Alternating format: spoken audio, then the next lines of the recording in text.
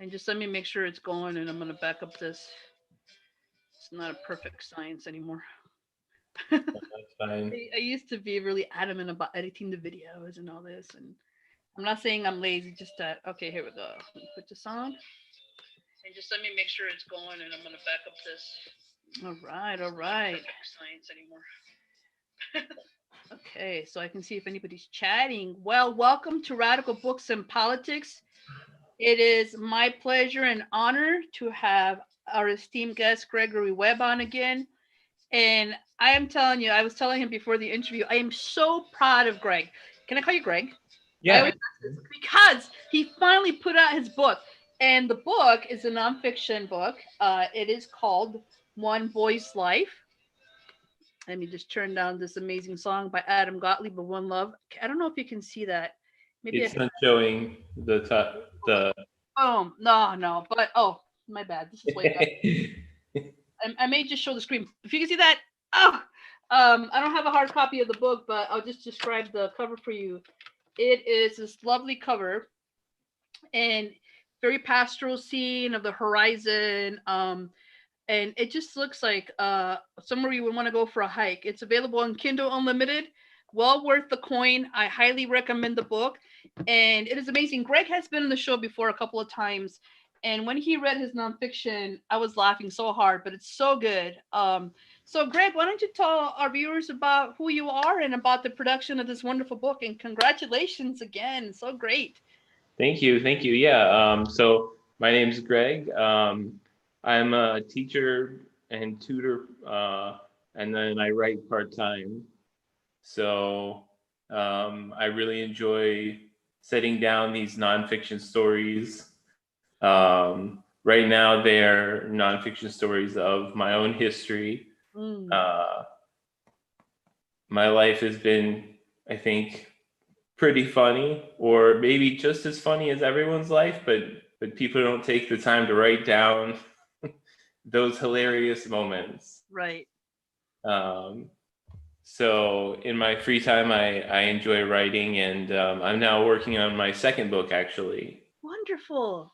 Yeah, so this book, One Boy's Life, follows me through my youth on the farm.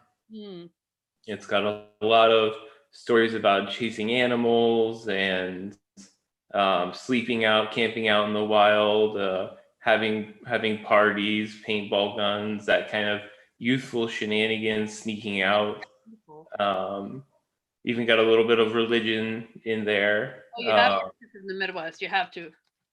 Oh yeah, yeah. Um, and if we have time, I actually want to read part of I that. would love it. We have 30, 45 minutes. It's up to you how long you want to go for. I usually set it at 45 because that's my attention span. you know? But absolutely. And this book, One Boy's Life, which is again available. Wait, I'm gonna get the title wrong. I apologize. I was telling Greg, One Boy's Life. Yes, One Boy's Life was it independently published or was it published to traditional press? No, independently published. I was just tired one day of not having this published, and so I got the stories all assembled and put them on Kindle. We're actually working on setting a hard copy version right now. If you need help with that, let me know because you know, pro no fee, nothing. I designed the printed books on my own press, Buttery Blues Press, and I love helping people. Usually I help them out with Kindle books, but I'd be happy to help you with a printed version. Okay, Thank you. we're good, my friend. I appreciate Yes, it. I think you have an eye for design too, Greg, which is also a benefit for independent publishers like us or independent writers who want to get our work out there. And I completely respect that you put your own book out. I don't see why not. You obviously have the chops for it. You have the degrees in English. You're a writer, right? And so I think I mean congratulations. I know this is such when you've published your first book, it's such a joy and relief and you know what I'm saying? So It is. awesome. Yeah, It good good. So let's hear some of it. Okay. So this is from the section on religion. Um, I sometimes feel bad for those Sunday school teachers we had because while I was old enough to keep my mouth shut, they were not ready for my younger brother, Gabe. Most of Sunday school was playtime, but eventually we were corralled to a table and spoon-fed some religion. The other children lapped up whatever the teacher said, but Gabe was always ready with an ace. When the other children were asked, "Who's your favorite saint?" they went around with the pretty predictable answer, Jesus, and the suck-ups threw in a lesser-known saint. But when they got to Gabe, he leaned back, took a deep breath, hooked his thumbs in his husky-sized jeans, and simply said, "Elvis."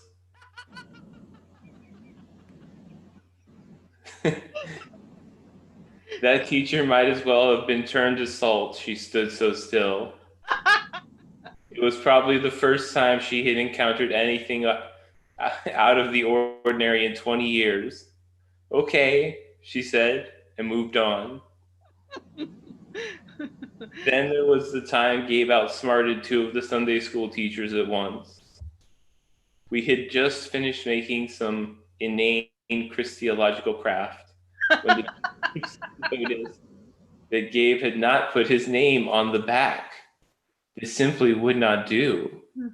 So they went to him together, I suspect thinking that their combined authority would overwhelm him, and asked him to sign the back of his craft. "No," he replied, "I don't want to." "Oh, but everyone has signed the back of their crafts," the teachers cajoled, thinking to use peer pressure on a homeschooled kid who hardly knew the concept, much less that he should kowtow to it. "Well," he reasoned, "if everyone else signed the back of their project, then mine will be the only one without a signature." Oh,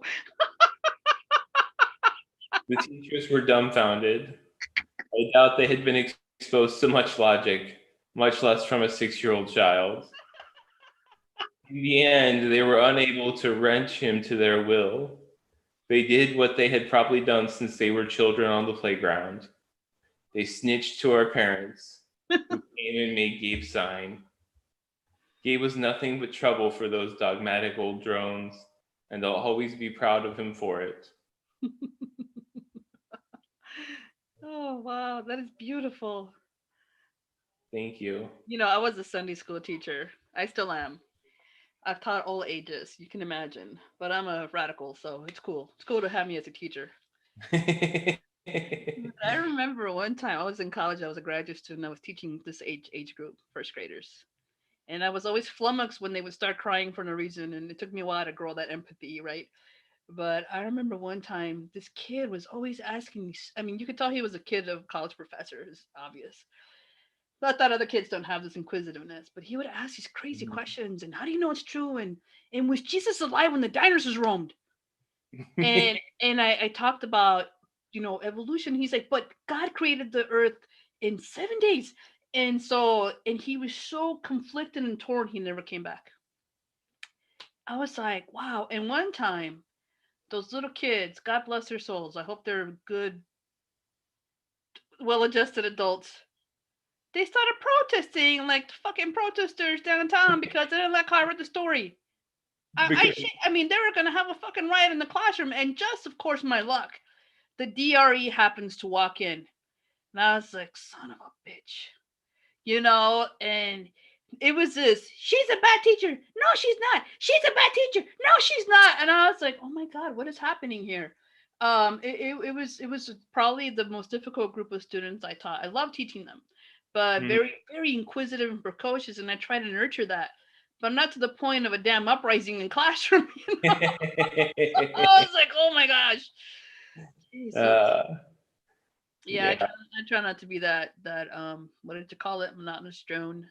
dogmatic. Dogmatic drone. Yeah, but I did not enjoy that kind of catechism. It's a turnoff, Any kind of dogmatic religion that expects students to be receptacles, it's just so horrible. Um, but yeah, and But there are times when I just really enjoy the insight and the compassion that students had for others. That I'm like, Mhm. man, if more people thought like this, we'd be in a utopia, you know? But yeah, Sure. I'll never forget that. And I think I took a break after that. I took a little break and then came back to it. But it's definitely hard, sometimes. But I encourage those kids though. Your brother, they took the wrong approach. You should have let him express himself. I bet he, Yeah, I mean, it's like they were not they were not radical, let's say. they were not They liberation geologists. yeah, they wanted you to sit down and be quiet and just listen to the story and repeat the story back. Oh, I tell you what, now I'm trained to teach Montessori Catechism. That Oh, that is legit. I love it. I love teaching that. And the kids get to choose what they want to do and deepen their relationship, which is such a phenomenal concept. But now with the pandemic, I mean, you can't do Montessori via Zoom. yeah. But that was the pinnacle for me, man. That's it. That's all I'm gonna do now. Montessori Catechism. A lot of people don't know about it, but I think it would have been perfect for your brother. And we can't do Yeah, the top down bullshit. Can't do it. You're not supposed to. It's theoretically unsound. yeah. I've never heard of Montessori Yeah, Catechism. I didn't hear about it until I went to this church in Chicago, but it's big. And once it's like 190 hours of training, though I took half of the training. Wow. I need to do the practical stuff. I did all the spiritual stuff. But once you are certified in this catechism, you're certified for life. That's nice. Yeah, it is. So it actually emerged from Italy, where you're from. Oh, really? Big in Europe. Yeah, it's a beautiful thing, beautiful concept. So anyway, but I love it. You know what I love about you, Greg? You are so funny, and I'm sorry. I'm a very I'm very Latin. What can I say? I know it's the stereotypical. I'm your stereotypical Latina. I'm very emotional and laugh and probably drink too much sometimes, but you are so funny and you read with such a soothing, mellow voice. And I'm just like, how can you read this shit with a straight face? It is so funny. You're a great reader. I don't know that I'd probably start cracking up if I wrote that way. But it's very good. Uh, Yeah. Thank you. And I think a lot of readers could relate because many of us had to go through this kind of boring Sunday school or boring mosque or boring you name it. Yeah, beautiful. So what's he like now? He's good. He's actually working on his PhD in virology. See, the brother was incredibly intelligent, right? Yeah, he's a very smart kid. Has he read your book? Yes. What does he think about that chapter? I think he enjoyed it. I think he enjoyed being a little thorn in their side. Uh, he's got a very ornery but just stubborn streak. He's one of the most stubborn people I've ever met. So the teachers trying to like brute force their position on him was not ever gonna ever work. No, no. And I find it fascinating. You were homeschooled, you and your brother. We were until college. Holy cow. That is Yeah. amazing. It turns out I teach, as you know, I teach at Harold Washington College, which is a community college, and one of my most theoretical woke students was homeschooled. I'm not saying that homeschool students can be, but she's such an outside the box thinker, just phenomenal. She's watching this, we're like, "Ah." But I almost homeschooled my kids during the pandemic, the remote learning, right? It's too much. It's too Oh much yeah. remote learning. It's a lot. So it takes a lot of energy. But I deeply admire that. And your mom and your dad or your parents, I don't know if they were My sisters. mom mostly. My mom had a master's in English, Hmm. so she felt she was qualified. Um, That's wonderful. And did you enjoy it? I mean, were there times when maybe you wish you'd had more peers with you or yeah, I think it definitely made for some interesting transitions into college. For instance, when I got to college, um, the guys in my dorm were teasing me, and I was like, "Why? why are they teasing you? Or why were Why they are teasing they you? teasing me?" And it took me a while to somebody was like, they're joking with you because they like you. Oh. And that's how like they relate to people. Oh. And once I heard that, it just unlocked, and I was like, oh yeah, it's not mean. They're just like joking because that's how they're trying to be friends. How interesting. Yeah, I But had the opposite experience. I was a nerd. I'm not saying you weren't, but I was an all academic decathlon. I was ready for college. I left. I didn't even. I asked my father. I forced him to bless me because I was a Chicana. He was a very traditional man. He didn't want me to leave, so of course I went to the furthest university you can imagine. I went to Northern Arizona University, which is way up north near Utah, and they're south, close to the border. And when I was in the dorms, I just had a really hard time getting along with people. So I mhm. ended up venturing out with this group of Latinas. We became the biggest party animals. We threw keggers every Friday to the point that I had to move out because it was too much even for me, you know. Wow. But it was difficult, and part of it was that I'm a woman of color, and I couldn't do the cutesy. I just I wanted to study. I wanted to be a nerd. You know, it was Yeah. hard. It was hard, and I moved out of the dorms as soon as I could, and I loved living off campus. I made some fantastic friends all across all races. You know, once I think we figured out what it meant to be around people that were different than us.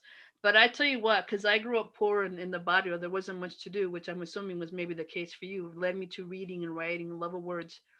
I went crazy with going out to eat, with partying, watching movies. I think I was in debt almost immediately after I went to college because I didn't know how to live that life. You know, I mean, Sure. it's like putting a kid in the candy store for the first time. A kid who's never had sugar, you know, they're gonna go ape shit. And it was the same thing for me in college. You know, I don't know if that was for you. Um, That I think that happened my sophomore or my junior and senior year, because my freshman and sophomore year well, all 4 years, but I had some scholarships. I did too. 8 scholarships didn't mean a fucking thing. I'll tell you what.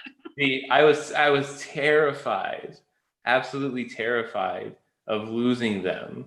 Hmm. So my first year, it kept me from partying completely.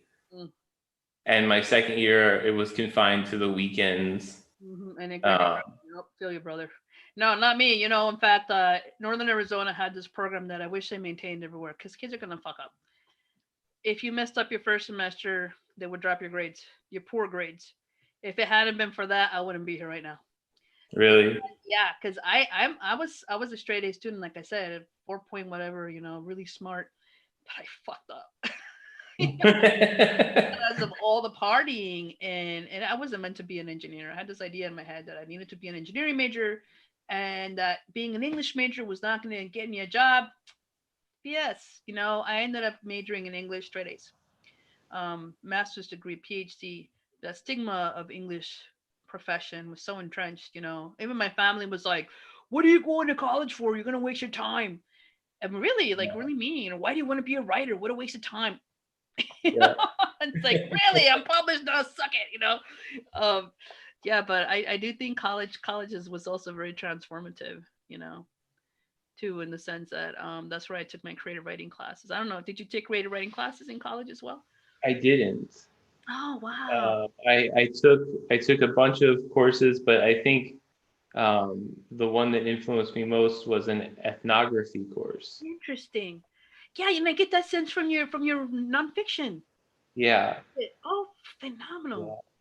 yeah, yeah. So I had to actually embed myself with a religious group on campus for that course, and then write a paper on their activities. What Uh, did you choose? I'm just curious. uh, Campus Crusade for Christ. Oh, interesting.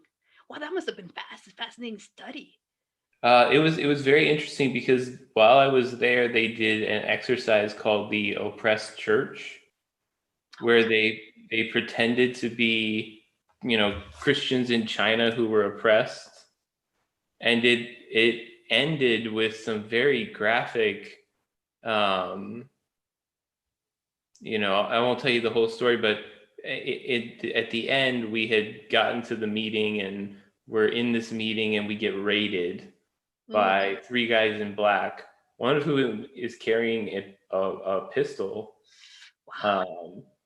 And, you know, he puts it to the back of a girl's head and starts like counting down, saying like, who are your leaders? And the leaders eventually give themselves up, but they're taken to another room and they simulate the sounds of beating the one man and then raping the girl. Oh gosh. Oh wow. Yeah.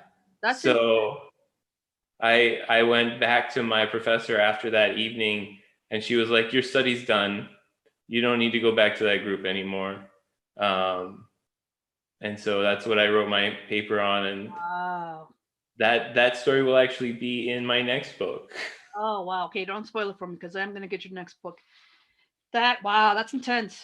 And I bet it was intense to be there. And even I was just thinking, you know, I'm not going to say that the Chinese government is the most pro-Christian, but even that representation is problematic. You know what I mean? It's like representing all of the Soviet Union as being anti-religious when they have probably more religious people in their country than any. You know what I mean? Like the Orthodox flourishes there. But wow, that is intense. Yeah. You go back. What's that? No, I didn't. No, Wow. I interviewed the leader of the project. But who is interestingly now not religious at all. Figures. Yeah, that also happens too, right? The fascinating that is. Do you want to read us another story? I mean, another. Yeah, absolutely. I'm sorry, I didn't mean to call it a story. I meant another chapter. I apologize. No, but the thing is, they are stories. It really is a collection of stories. Oh, I see. So it's but it's based on your life. Yes. I see. Yeah.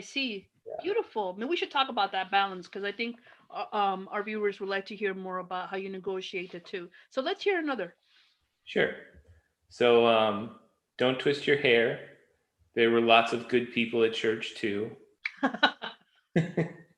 There was the firefighter who helped us organize the used clothes drive to an American Indian reservation in South Dakota, the poorest place in the United States with a per capita income of $8,768. There were also the women who volunteered to watch the children under 3 and who deserved a commendation, if not a medal.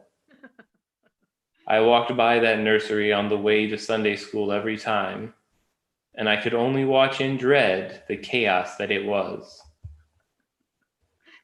The pastor was a well-intentioned but kindly pushover.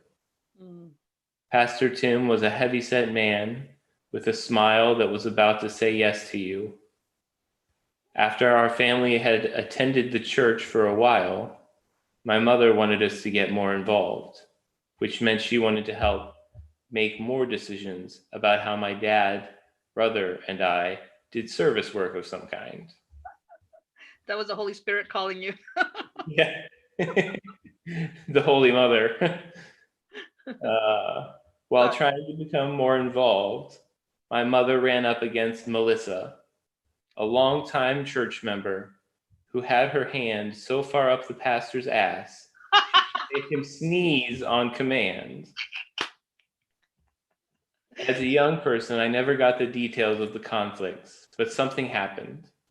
We started going to church less and less until we just quit without even the we can still be friends pretensions that exes and fuck buddies extend when breaking up.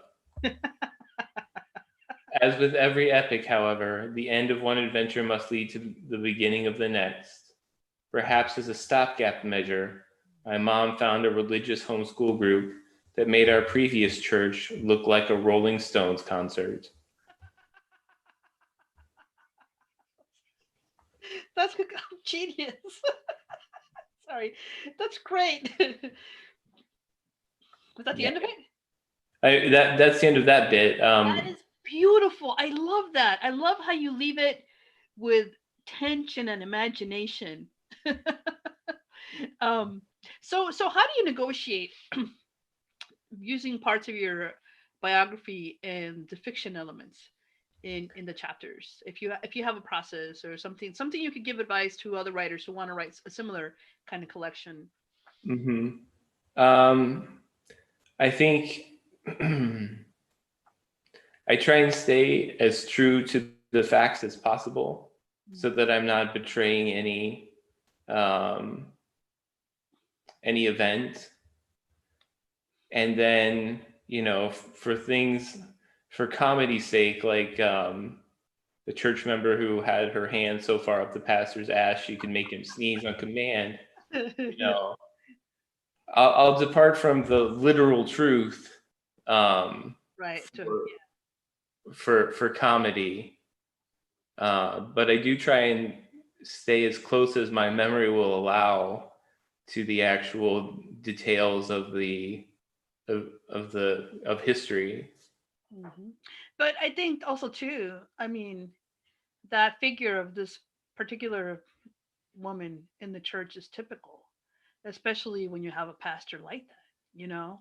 And so again, even though it's almost, I don't want to say cliche, but it's not an original idea, right? That the concept is the reader can relate to it. Yeah, I Yeah, think it's an archetype.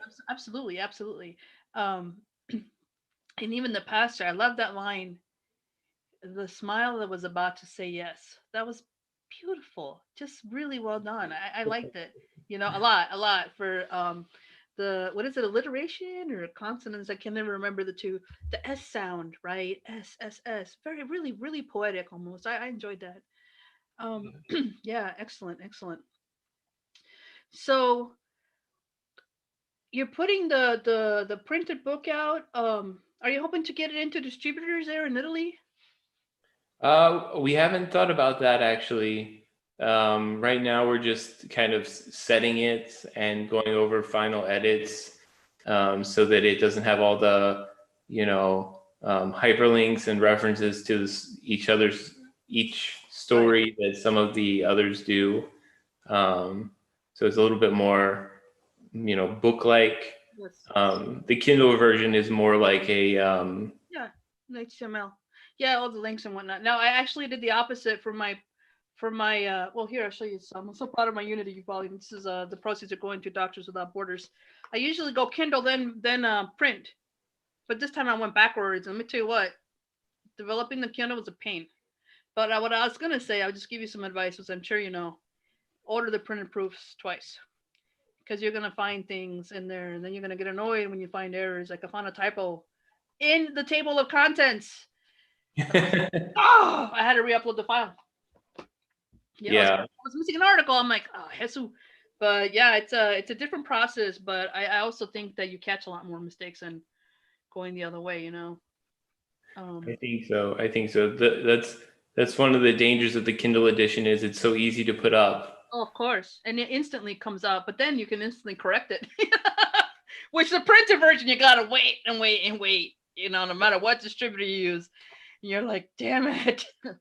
But I think, unless there are a lot of egregious mistakes, that people are a little more forgiving sometimes with self-published books, you know. And it's a learning process, a learning curve. It really Yeah.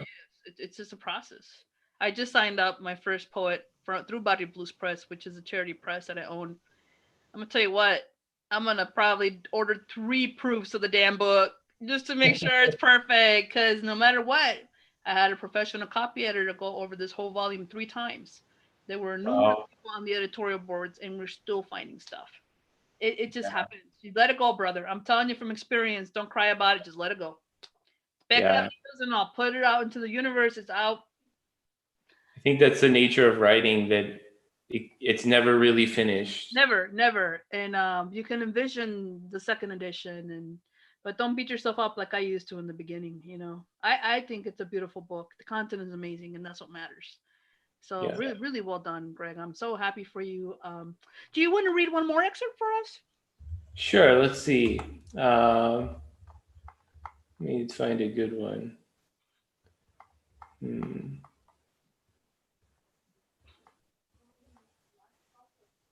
I haven't checked to see if anybody's commenting. Let me see if anybody's chatting us up. Uh,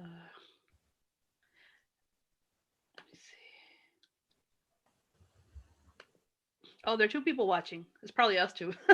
No, uh, no comments yet. Someday though, someday. Oh, we got one like though. Fantastic. hey, Check to see if anybody's commenting. Oh, I didn't mean to do that. Yeah, it looks like two people are watching. Very nice, very nice. Thank good. you, viewers. Well, I found another bit to read. Great, let's hear it. So this is about the next homeschool group that was much more dogmatic than even the church that we had been at before. Um, so eventually, the homeschool group's meetings at the church were not enough. To remedy this, the parents would meet at each other's houses to discuss religious doctrine, education, and proper behavior for their children. In retrospect, when I think of those debates, I can only picture them as farcical discussions illustrating logical fallacies or absurdist plays that ended meaning nothing. Eventually, they made the mistake of holding one of the meetings at our farm. We had to clean things up a little before they came over. I had to take down my favorite poster of Britney Spears in cut-off jean shorts, leaning against a post. Basically, anything that could be offensive was hidden. They all came in and sat around the same kitchen table, over which Charlie told his daring and sometimes lewd stories. Go, Charlie.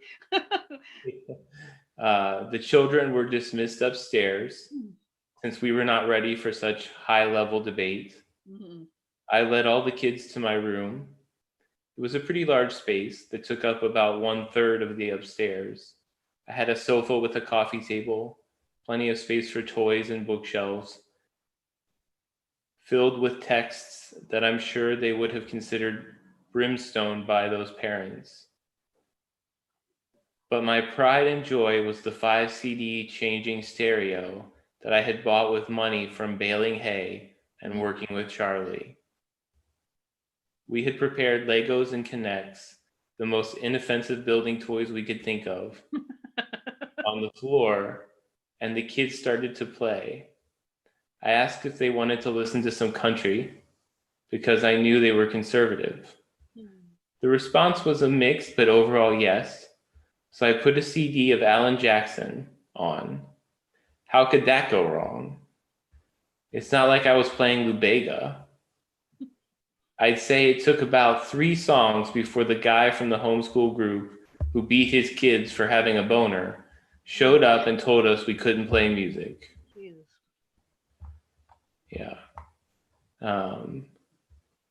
We were told to go outside. How could that go wrong? I bet they thought. Here's how. I had a model rocket launching set, the real deal. This thing would hit a few hundred feet, burning in ammonium nitrate fuel, and then parachute to the ground.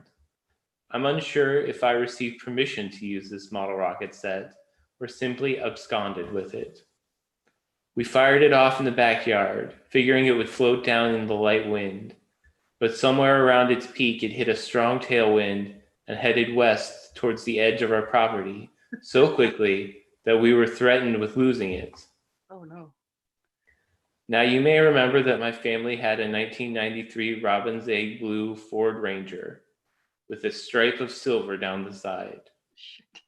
I had been allowed to drive it around the farm and saw no problem with using it to chase down. We topped out at 30, the escapee rocket. Apparently, the parents did have a problem. All the religious little children in the back of a pickup gunning out of the backyard and down the lane. Oh my God. We barely found the rocket before it blew away and returned successfully. Oh my God. How old were you? About 14. Okay. Yeah, that's fine. It's fair.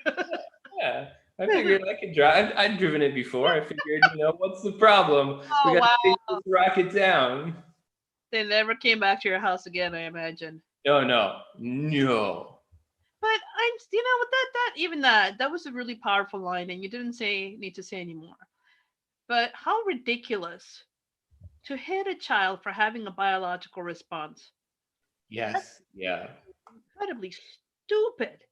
That is I mean, oh my gosh. Yeah. Well, that's an indication of the level of religious that group was. And I think my family was never that religious. I think my mom was just desperate for some homeschool group to do activities with. Wow. Mm. Yeah. I've had Yeah, some I've had some adventures in religion. I bet. I bet. Oh, I have too. And it's just so, oh jeez, that's just that breaks my heart too, and that also makes me feel good that you're talking and writing about these things.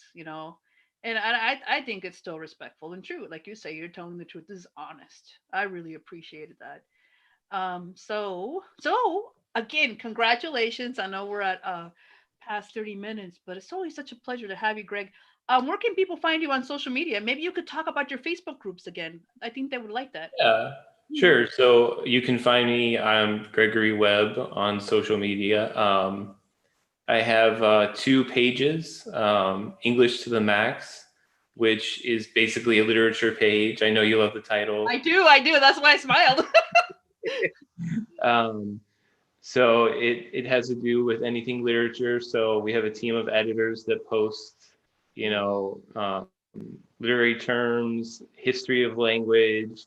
We'll have writers featured and have their poetry on our site. Pretty much anything having to do with literature. Wonderful. Then I have a tutoring business called Tailored Tutoring. You can find me on that page as well if you need any tutoring in English or writing subjects. And then finally, we have 2 groups now attached to English to the Max. One is writers posting writers. I think I posted. I hope that was okay. I'm sorry. I posted a blog post there. I hope that was okay. Yeah, You can no, delete that's that. good. You can delete it if it's not. That's good. That's good. That group is just a group of writers who share their work and give each other criticism. It's a good place to workshop your material Yeah, before I you posted the wrong thing. Sorry. put it out in the world. Cool. And the second group? The second group is we're associated with, but it's actually by Annette Tarpley. It's called The Passion of Poetry. Oh, lovely. So That's good. exclusively. Well, you know what I appreciate about you, Greg? It's not just that you're putting your own work out there, but you're uplifting other writers, which I think we should do together, right? I find that commendable. So thank you again. I so enjoy your work. I'm probably laughing too hard, but it's just so wonderful. I'm glad. I'm so happy you put your book out. Wish you all the best of luck in the second book. You're always welcome back on the show anytime, and Thank just so you. grateful to know you and have met you. So I always close out with "Do what you love to the max," like reading One Boy's Life, which is funny. I don't know if you can see that. Read as many books as you can, and write on. And thank you, Greg. Thanks for watching. Don't forget to like and subscribe. Greg, have an amazing day. For you, it's Thank you. good night. All right. Yeah, good evening. Yeah. And you have a great day. Thank you. Thank you.